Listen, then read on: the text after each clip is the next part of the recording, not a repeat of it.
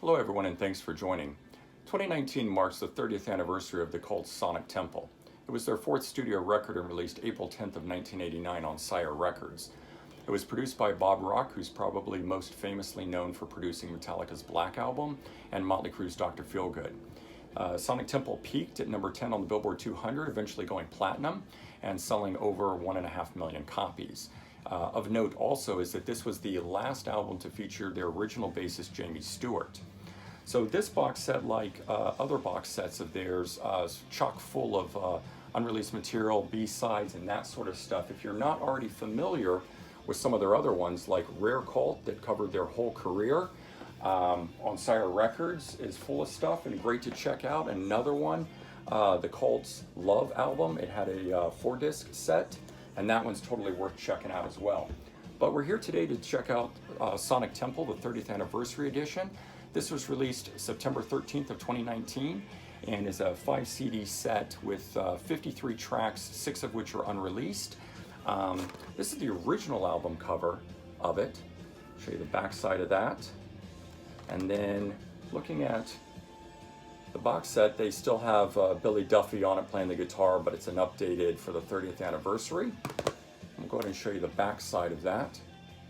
This is in a hardback book type quality with the discs interspersed throughout between the pages that's in it.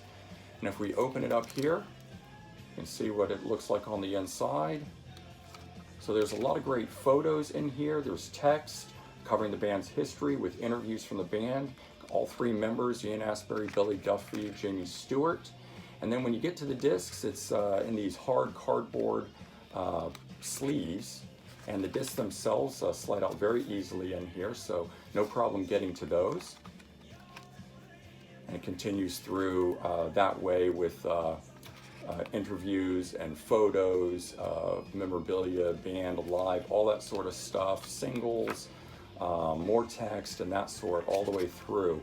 But really great packaging, nicely done, full of information to go along with all the B-sides, single mixes, that sort of stuff that's in here.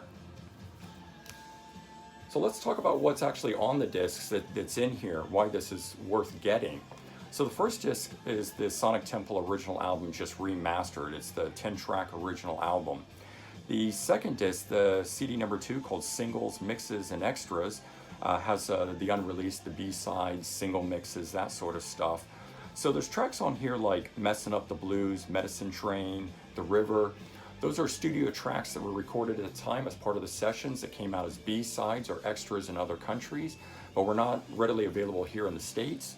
So even though they're not called unreleased tracks, because technically they have been released before, they are unreleased in the sense that they were not part of the original album. And so if you're looking for additional material, studio material of that time, there is stuff on this. CDs 3 and 4 are the demos. There's 10 tracks apiece. You're getting 20 demo tracks on here. And there's some really great stuff in there and some alternate versions that, of course, you hear how they developed and later became the hits that we know them. And CD5 is live at Wembley in 1989. It's nine tracks on that of a live show. So, you know, this is the 30th anniversary edition of this, and I got this on Amazon for $38. So that's a really good deal for 5 CDs. Most box sets that are 5 CDs like this would be upwards 60, 70, even $100 or so. So to get it packaged like this and with this much great material and stuff that's in it, to really show the period of the band recording the album and what it was like in late 88 and early 89 as this album was being put together and released is pretty interesting, and I think worth checking out. It's probably more for completists than beginners, but well worth having nonetheless. And so I want to leave you with a little bit of trivia that in 1989, Guns N' Roses was opening for the Cult. At that time, they had Matt Sorum as their drummer, or the Cult had Matt Sorum as their drummer, and so later on he would eventually join Guns N' Roses and record their Use Your Illusion 1 and 2 albums and go on tour in 91 and 92 and tour arenas and everything. And by that time, 2 to 3 years following the release of this, where Guns N' Roses was opening for the Cult is now opening for Guns N' Roses. And this isn't to say that anything had changed in the fortunes of the cult. They were still just as big. It was that Guns N' Roses was even bigger and could actually demand and have headliners opening for them because they were so large. So a little bit of interesting trivia there. And then 30 years later, on their Not in This Lifetime tour, Guns N' Roses had the cult opening again in Dallas, Texas. I got to see that show, so great to see them working together. All right, hope everyone liked this. If you enjoyed this one, like other ones that I have, I've got other box unboxings and reviews that you can check out. Please comment, like, and subscribe. Let me know your thoughts, and we'll continue to do these sort of things. Hope everyone has a great day, and I'll see you all real soon. Take care.